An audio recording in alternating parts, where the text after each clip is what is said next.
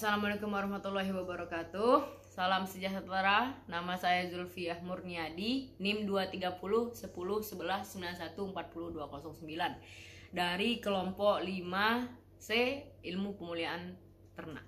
Baiklah, saya di sini akan menjelaskan mengenai laporan yang sudah saya buat untuk praktikum ilmu pemulihan ternak, pembahasan heritabilitas, korelasi, dan repeatabilitas.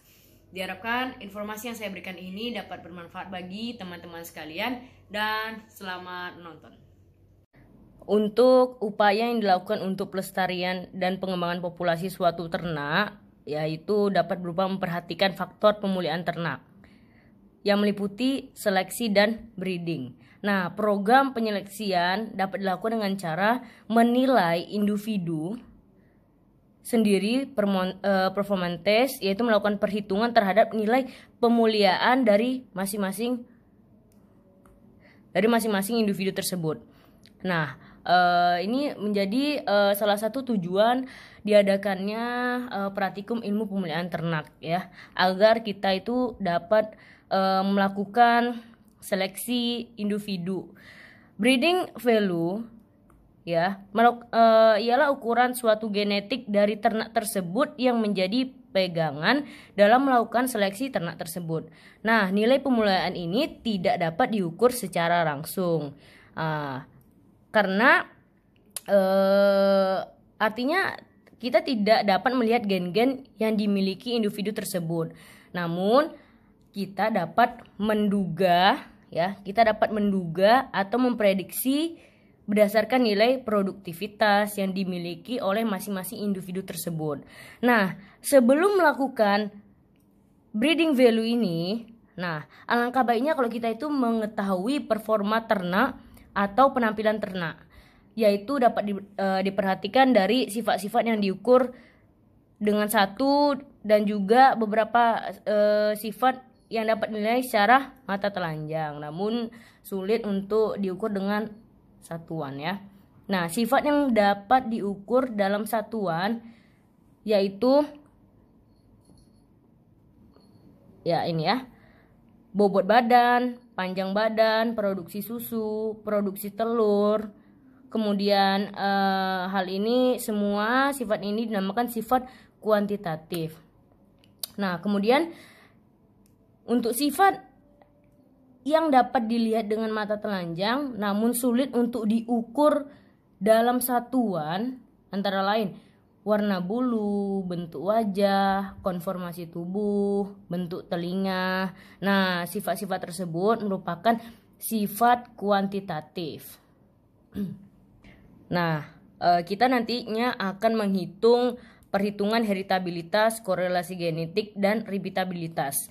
Kenapa? Karena ini merupakan parameter genetik yang nantinya dapat digunakan untuk menentukan sistem pemulihan biakan pada ternak ruminansia maupun non-ruminansia yang nantinya diharapkan. Setelah diadakannya perhitungan ini, nanti kita dapat meningkatkan performa genetik keturunan ternak karena kita dapat memprediksi seperti itu. Nah, dilanjutkan untuk tujuan, ya. Tujuan praktikum ini diharapkan nantinya praktikan mampu mengerti dan memahami perhitungan heritabilitas, korelasi genetik, dan repeatabilitas, di mana ketiganya ini menjadi parameter genetik ternak. Nah, yang nantinya itu dari mengetahui parameter genetik ternak ini, kita dapat menilai performa genetik ternak dengan menggunakan parameter yang sudah diketahui tadi dalam menyeleksi genetik ternak yang hanya dapat dihitung dengan satuan yang telah ditentukan. Seperti yang saya jelaskan tadi, ya, ada sifat kuantitatif dan sifat kualitatif. Kemudian pada itu kita masuk pada manfaat, ya, manfaat. Nah, manfaat praktikum ini nantinya perhatikan dapat menghitung, mengerti, dan memahami fungsi dan kegunaan perhitungan parameter genetik, sehingga dapat menentukan breeding value dan menilai performa genetik ternak, ya. Oke. Kita akan melanjutkan ke bab 2, yaitu materi dan metode. Pada materi dan metode ini, praktikum ilmu pemulihan ternak, acara heritabilitas, korelasi genetik, dan heritabilitas ini dilaksanakan pada hari Kamis 22 Oktober 2020 pukul 7.30 sampai dengan 9.30 waktu Indonesia bagian Barat, bertempatan di Laboratorium Ilmu Pemulihan Ternak dan Reproduksi Ternak Universitas Diponegoro. Untuk materinya yang digunakan dalam acara heritabilitas, korelasi dan genetik dan juga repeatabilitas dibutuhkan alat dan bahan. Yang alatnya itu berupa kalkulator yang untuk menghitung data dan mengoreksi hasil data dengan benar, mengingat nanti akan begitu banyak angka-angka ya. Kemudian dibutuhkan alat tulis untuk mencatat hal-hal yang penting agar tidak terlewatkan. Kemudian bahan yang digunakan yaitu data dummy produksi dari data praktikum ilmu pemulihan ternak, yaitu 60 ekor sapi yang baru berlahir atau nantinya juga akan dihitung bobot berat lahir dan data bobot berat sapi. Jadi ada berat lahir dan berat sapi. Oke, teman-teman, kita masuk ke metode ya. Nah, materi yang digunakan dalam praktikum acara heritabilitas korelasi genetik yaitu praktikan nantinya akan menonton video dari kakak-kakak asisten di channel YouTube Laboratorium GPR, Laboratorium Ilmu Pemulihan Ternak, dan kemudian praktikan membuat data dummy sebanyak 60 ekor data pedet dengan 4 ekor pejantan dan 20 ekor betina. Setelah daripada itu, perhatikan melakukan perhitungan yang akan dituliskan di laporan praktikum dan pembahasannya. Baiklah teman-teman, kita akan masuk ke hasil dan pembahasan. Untuk hasilnya, rekapitulasi datanya. Dari 4 pejantan dan 20 betina ini, kita harus mencatat dengan benar ya, daripada bobot pedet 60 pedet tadi dari bobot lahir dan juga bobot sapinya, dan didapatkan seperti ini ya hasilnya. Kemudian kita masuk ke perhitungan nilai heritabilitas indeks bobot lahir. Bobot lahir dulu ya teman-teman. Nah, untuk bobot lahirnya itu yang pertama itu ada perhitungan faktor koreksi dengan rumus Y titik-titik ya kuadrat per N. Nah, N-nya ini adalah jumlah dari betina, ada 20 ya. Didapatkan hasilnya ya lumayan banyak ya teman-teman. Kemudian dilanjutkan perhitungan kedua yaitu jumlah kuadrat antar pejantan atau JKS ya.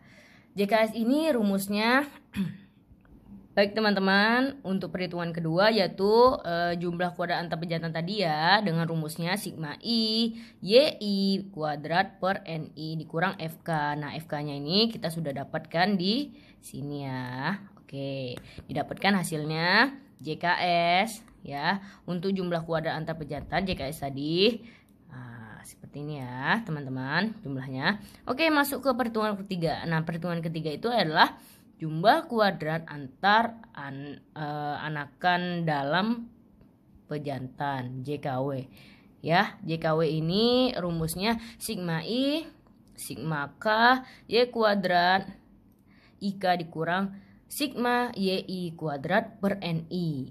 Nah, ini kita masukkan angkanya dan didapat segini nominalnya. Oke. Nah, untuk perhitungan ketiga yaitu derajat antar pejantan atau DBS.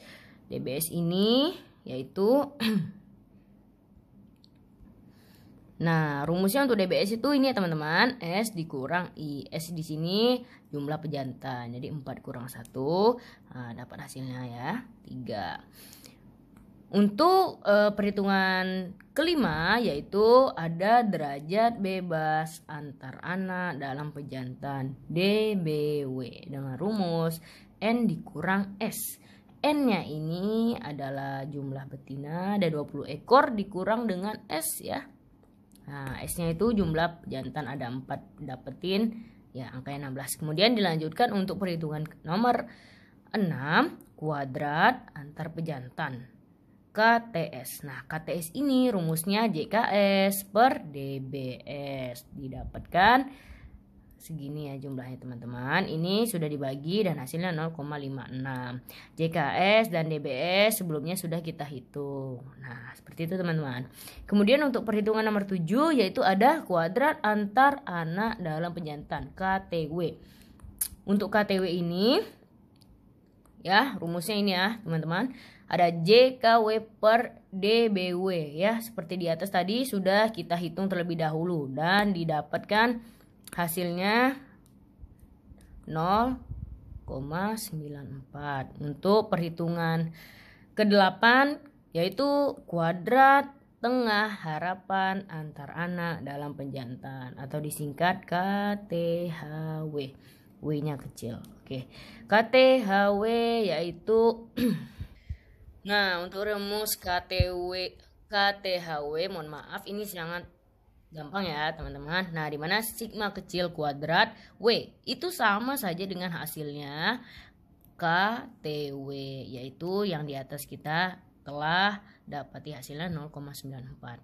Nah, kemudian masuk untuk perhitungan ke-9 yaitu kuadrat tengah harapan antar pejantan KTHS. Nah, KTHS ini sama dengan sigma kuadrat S sama dengan KTS dikurang KTW. Kita sudah dapati ya KTW-nya. Nah, yaitu dijumlahkan ya, dihitung dapatkan hasilnya negatif 0,38. Oke, untuk perhitungan 10 yaitu heritabilitas ya, heritabilitas. Nah, ini adalah rumusnya 4 sigma kuadrat S per sigma 2S ditambah sigma SW. Nah, dimasukkan angkanya teman-teman. Zep, dan ini hasilnya negatif 2,71. Baiklah. Nah, baiklah kita tadi sudah menghitung 10 perhitungan ya. Nah, kemudian dimasukkan ke dalam sidik ragam. Nah, sidik ragam itu terdiri dari jumlah kuadrat, dimasukkan dulu ya faktor koreksinya ya. Kemudian ada JKS ya. Kenapa diantar pejantan ya, JKS jadinya dimasukin JKS-nya. Kemudian ada antar anak dalam pejantan W berarti JKW. Nah, seperti itu juga KTS. Itu nggak ada KTS-nya ya. Jadinya maaf ada KTS-nya. Kemudian ada KTW. Kemudian masukkan KTS-nya ya, masukin KTS-nya dan juga KTW-nya ya. Nah, untuk KTHS dimasukkan juga. Kemudian KTHW dimasukkan juga. Kita masuk ke penunggaan nilai heritabilitas indeks bobot sapi. Nah, kalau tadi indeks bobot lahir, sekarang kita bahas untuk indeks bobot sapi. Nah, ini datanya dulu ya. Setelah didapati data-data ini, kemudian kita mulai perhitungannya ya. Yang pertama, di awal sudah ada 10 perhitungan, maka di heritabilitas bobot sapi juga 10 perhitungan. Nah, ada FK, rumusnya tadi ya sama, nilainya juga cukup banyak. Kemudian ada JKS, rumusnya masih sama. Kemudian juga ada jumlah kuadrat antar anak dalam pejantan JKW ya. Rumusnya juga sama dan ini hasilnya. Kemudian perhitungan nomor 4 itu ada derajat bebas antar pejantan DBS sama juga. Kemudian perhitungan nomor 5 ada derajat bebas antar anak dalam pejantan DBW ya, rumusnya sama ya, N dikurang 4 20 betinanya dikurang sama pejantan. Kemudian perhitungan nomor 6 ada kuadrat tengah antar pejantan ya, KTS. Ini rumusnya JKS per DBS. Nah, didapetin angkanya 0,81. Untuk perhitungan nomor 7 ada kuadrat tengah antar anak dalam pejantan KTW. Sama rumusnya ya. JKW per DBW. Didapati angkanya untuk KTW 0,99. Kemudian dilanjutkan perhitungan nomor 8 kuadrat tengah harapan antar anak dalam pejantan KTHW. Jangan lupa teman-teman ya, di sini semua kita menggunakan data dari bobot sapih ya, bobot berat sapih. Oke, dilanjutkan. Rumusnya KTHW sama dengan sigma kecil kuadrat W sama dengan KTW. Ya, tidak berubah ya di sini. KTW-nya 0,99. KTHW 0,99. Perhitungan nomor 9 kuadrat tengah harapan antar pejantan KTHS. Untuk rumusnya KTHS sigma kuadrat S sama dengan KTS dikurang KTW per K. Didapetin jumlahnya minus 0,036. Oke, untuk heritabilitas perhitungan nomor 10 ya. Heritabilitas. Nah, untuk perhitungan ke-10 ada heritabilitas, rumusnya masih sama ya, 4 sigma kuadrat S per sigma kuadrat S ditambah sigma kuadrat W. Dimasukkan angkanya, didapati jumlahnya minus ya 0,15. Kemudian hasil dari perhitungan-perhitungan sebelumnya dimasukkan ke dalam ya daftar sidik ragam. Seperti biasa, pertama ada faktor koreksi, dimasukkan dulu faktor koreksinya ya. Setelah itu ada kemudian ada jumlah kuadrat ya, ada JKS di sini masukkan, kemudian ada JKW dimasukkan, kemudian ada KTS dimasukkan KTS-nya, ada KTW dimasukkan KTW-nya. Nah, masukkan kuadrat, masukkan KTH-nya dimasukkan yang minus tadi, hasilnya 0,036, kemudian KTW juga minus tadi ya, negatif 0,15. Oke, kemudian masuk ke pendugaan nilai korelasi genetik indeks bobot lahir dan bobot sapi. Nah, kalau tadi itu kita bahas heritabilitas bobot lahir dan bobot sapi, kemudian kita masuk ke perhitungan korelasi. Nah, ini untuk datanya ya. Sudah dihitung terlebih dahulu, dicatat terlebih dahulu. Kita mulai perhitungannya. Yang pertama itu ada faktor koreksi dengan rumus FK sama dengan X titik-titik ya, dalam kurung tutup kurung, kemudian buka kurung tutup kurung lagi Y titik-titik per N ya. Nah, kita masukkan ya, untuk X-nya kita ambil dari sini ya, untuk Y-nya kita ambil dari sini.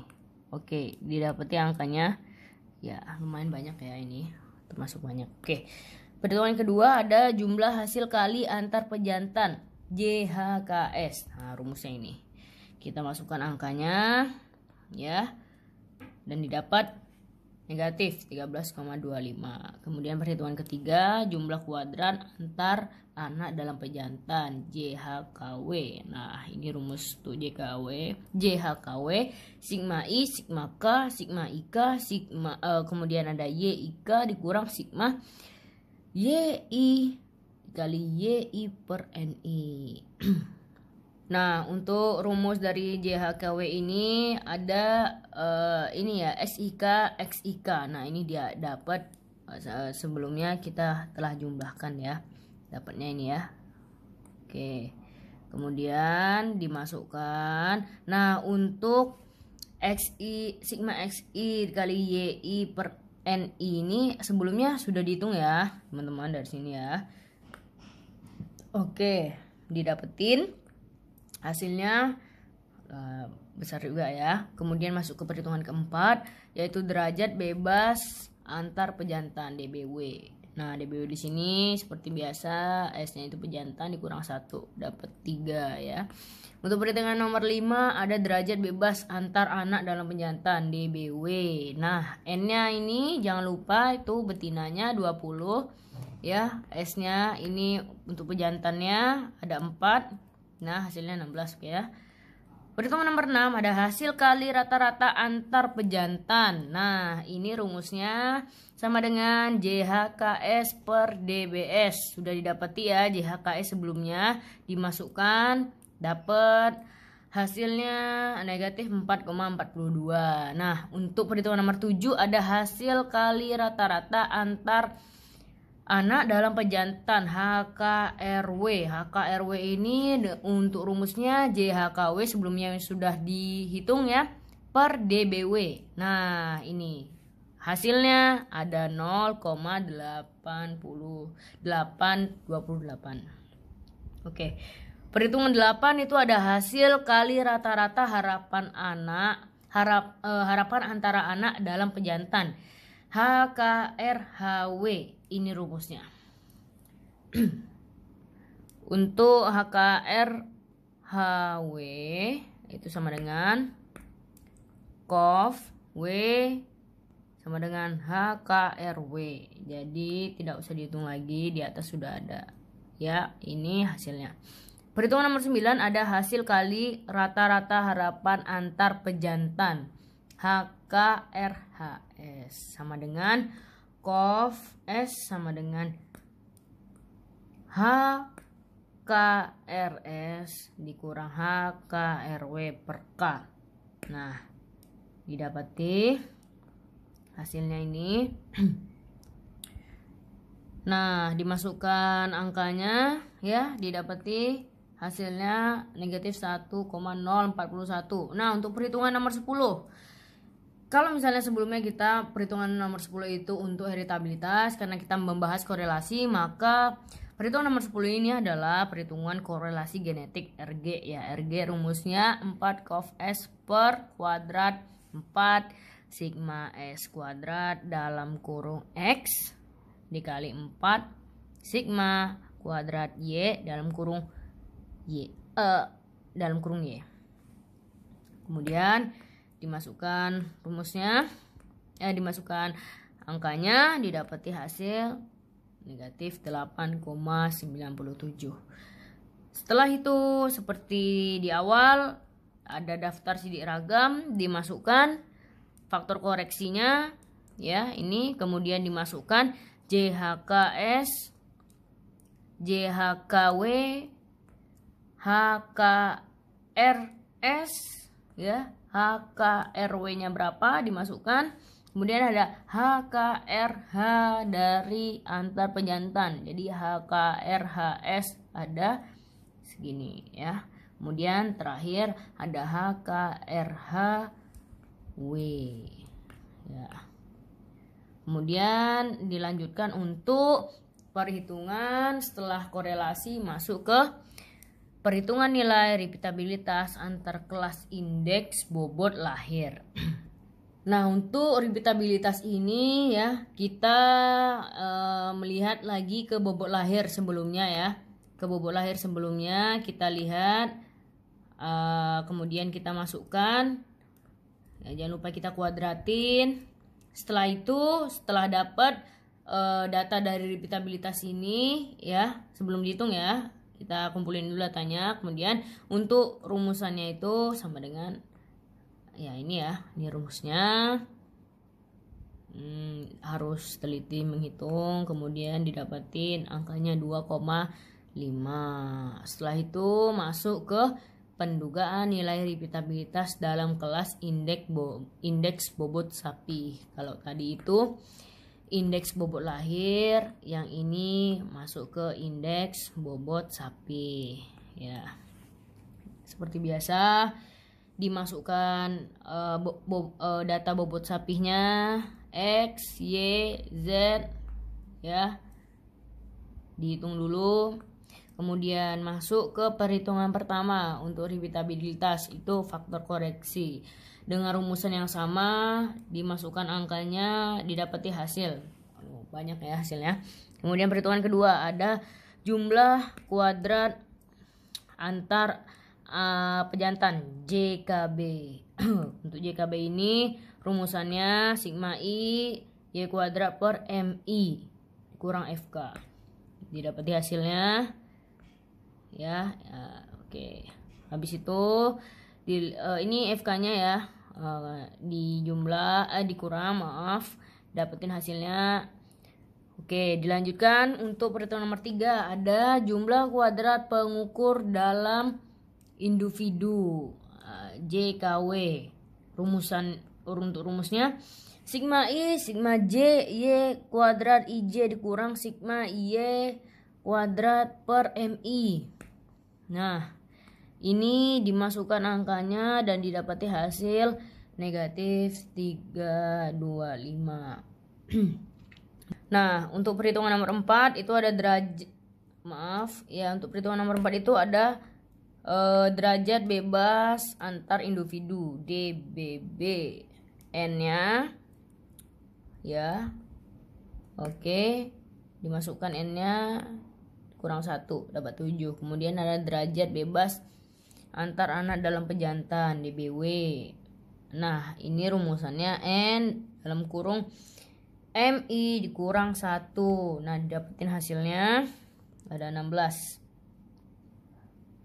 Kemudian nomor 6 ya, itu ada perhitungan kuadrat tengah antar individu atau KTB. Nah, untuk KTB ini rumusannya JKB per DBB. Dimasukkan angkanya dapat 0,513. Kemudian masuk ke perhitungan nomor 7 ada kuadrat tengah pengukuran dalam individu KTW. Untuk KTW ini rumusnya JKW per DBW. Angka sebelumnya dimasukkan, kemudian dapetin hasilnya negatif 341. Kemudian masuk ke perhitungan nomor 8 ada kuadrat tengah harapan pengukuran dalam individu KTHW. Nah, untuk untuk KTHW ini sigma sama dengan sigma kuadrat W sama dengan KTW. Nah, hasilnya ini sama seperti yang di atas ya. Ada minus 341. Kemudian dilanjutkan untuk perhitungan ke-9 ada kuadrat tengah harapan antar individu KTHS. Nah, KTHS ini sama dengan sigma kuadrat B sama dengan KTB dikurang KTW per K. Dimasukkan angkanya ya, didapetin sama dengan 23,5. Nah, untuk perhitungan nomor 10 ada repeatabilitas. Repeatabilitas ini rumusnya sigma kuadrat B per sigma kuadrat B ditambah sigma kuadrat W. Dimasukkan angka-angkanya sebelumnya yang telah didapat dan dapetin hasil negatif 0,068. Nah, untuk perhitungan ke-11 yaitu seperti biasa ada daftar sidik ragam ya. Kita masukin satu-satu. Ada JKW, kemudian ada KT atau kuadrat tengah, ada KTH atau kuadrat tengah harapan. Nah, ini masukkan faktor koreksinya ya. Untuk faktor koreksi dapetin angka yang lumayan banyak ya. Kemudian ada JKB dimasukkan angkanya, kemudian kemudian ada JKW dimasukkan angkanya. Setelah itu ada KTHB dimasukkan angkanya juga, KTW dimasukkan angkanya, KTHB, KTHW. Oke. Kemudian kita masuk ke bagian selanjutnya ya, ada pembahasan. Untuk pembahasan pertama itu ada heritabilitas ya, dimana heritabilitas seperti di awal kita sebutkan salah satu dari parameter genetik. Nah, dapat diartikan secara luas itu merupakan proporsi ragam fenotip ya yang disebabkan oleh keragaman genetik total. Nah, nilai heritabilitas ini tidak mutlak, teman-teman, karena dia merupakan hasil dari pendugaan potensi genetik, ya. Dia merupakan hasil pendugaan ini merupakan hasil pendugaan potensi genetik dalam populasi yang berdasar jadi sifat dalam populasi yang diduga berdasarkan sifat kuantitatif atau sifat luar. Nah, heritabilitas ini sebagai angka pewaris induk yang berguna untuk menunjukkan bagian dari ragam total suatu sifat yang mempengaruhi atau disebabkan oleh pengaruh genetik. Nah, ini penting ya heritabilitas ini. Nah, kemudian itu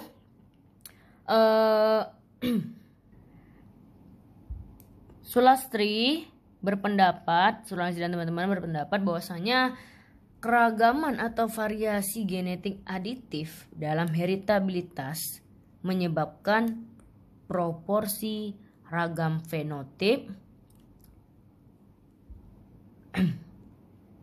terjadi pada gen-gen aditif, ya, yang memiliki kuasa kontrol atas sifat kuantitatif seperti bobot badan, pertambahan bobot badan, ukuran-ukuran tubuh, dan juga produksi susu. Nah, kisaran untuk nilai heritabilitas itu berkisar 0,0 sampai 1,0. Nah, apabila hasil yang didapatkan yaitu mendekati 0, maka termasuk dalam klasifikasi rendah. Dan apabila hasil didapat mendekati 1, maka nilai koefisien variasi termasuk dalam klasifikasi tinggi. Nah, dalam praktikum didapati bahwasanya heritabilitas bobot lahir yaitu negatif atau min 2,71 dan heritabilitas bobot sapi yaitu negatif atau min 0,15. Nah, hal ini menandakan bahwasanya keragaman fenotip lebih dipengaruhi oleh keragaman genetik non-aditif. Nah, hal ini dapat terjadi apabila pada suatu populasi terdapat anggotanya yang merupakan persilangan dari F1. Nah, nilai heritabilitas yang rendah pada produksi dapat ditingkatkan, teman-teman, dengan penyeragaman kondisi lingkungan, juga penurunan keragaman genetik non aditif. Sehingga ini diharapkan dapat meningkatkan nilai heritabilitas. Hal ini dikarenakan nilai heritabilitas sifat lahir termasuk rendah diakibatkan keragaman genetik non aditif dan keragaman lingkungan yang begitu tinggi yang dipengaruhi oleh dari maternal. Nah, sehingga menutup adanya pengaruh keragaman genetik aditif. Nah, seperti itu ya, teman-teman. Oke, untuk pembahasan selanjutnya itu ada korelasi genetik. Nah, korelasi genetik ini merupakan koefisien korelasi nilai yang digunakan dalam mengukur tingkat keeratan hubungan, ya, antara dua sifat. Nah, keeratan hubungan ini ada derajatnya, yaitu derajat hubungan kedua sifat ini diukur dengan koefisien korelasi dengan rentang nilai min 1 sampai dengan plus 1. Nah, kemudian korelasi genetik yang berkisar antara 1 sampai dengan negatif 1 sampai dengan 1 apabila nilainya diperoleh mendekati negatif 1 menunjukkan bahwa hanya terdapat beberapa gen saja yang mempengaruhi kedua sifat tersebut dan menunjukkan kedua sifat memiliki arah peningkatan yang sama. Dan apabila terjadi penurunan sifat pertama, maka akan diiringi penurunan sifat kedua, saling berhubungan gitu ya. Nah, berdasarkan hasil dari praktikum itu didapatkan hasil korelasi genetik ya min 8,97. Nah, hasil ini sangat-sangat jauh ya. Ini menunjukkan hanya beberapa gen, malah mungkin tidak ada gen yang berpengaruh terhadap dua sifat tersebut. Hal ini sesuai dengan pendapatnya Sulastri et al. 2020 yang berpendapat nilai korelasi yang rendah menandakan sedikitnya gen yang mempengaruhi dua sifat. Faktor-faktor yang mempengaruhi perbedaan hasil korelasi genetik adalah sistem pemuliabiakan yang diterapkan dalam populasi, struktur data juga metode estimasi. Nah, korelasi genetik ini sangat bermanfaat dalam menentukan estimasi respons seleksi berkolerasi yang merupakan peningkatan rata-rata kinerja dari generasi keturunannya sebagai akibat dari seleksi yang dilakukan kepada sifat yang lain. Setelah itu kita masuk pembahasan untuk repeatabilitas. Ya. Nah, untuk pembahasan repeatabilitas ini kenapa harus dibahas selain daripada parameter genetik? Dia merupakan satu dari 3 parameter genetik di mana nilai ini digunakan untuk menduga bagian dari keragaman fenotip yang ada dan disebabkan oleh keragaman genetik total seperti aditif, dominan, dan epistasis. Nah, kisaran nilai repeatabilitas ini berkisar dari 0 sampai dengan 1. Nah, pada praktikum didapati nilai repeatabilitas antar kelas didapat 2,51 dan dalam kelas negatif 0,0618. Nah, ini disebabkan karena ragam lingkungan temporer meningkat. Di mana pendapat Sulastri et al. 2020 berpendapat bahwa semakin rendah nilai korelasi ya dan semakin rendah nilai korelasi dan repeatabilitas 0 sampai dengan 0,0 dipengaruhi karena meningkatnya ragam lingkungan temporer. Nah, ragam suatu sifat akan semakin tinggi apabila suatu sifat dapat dikendalikan oleh faktor genetik dan lingkungan yang bersifat permanen. Nah, alasan kenapa kita juga menghitung repeatabilitas dalam kelas, hal ini disebabkan metode repeatabilitas dalam kelas itu digunakan apabila masing-masing individu memiliki lebih dari 2 pengukur catatan suatu sifat atau terdapat 2 kali pengukuran pada setiap individu dalam populasi. Apabila nilai repeatabilitas sudah tinggi berdasarkan 2 catatan, maka tidak perlu lagi dilakukan penambahan catatan untuk melakukan estimasi kembali.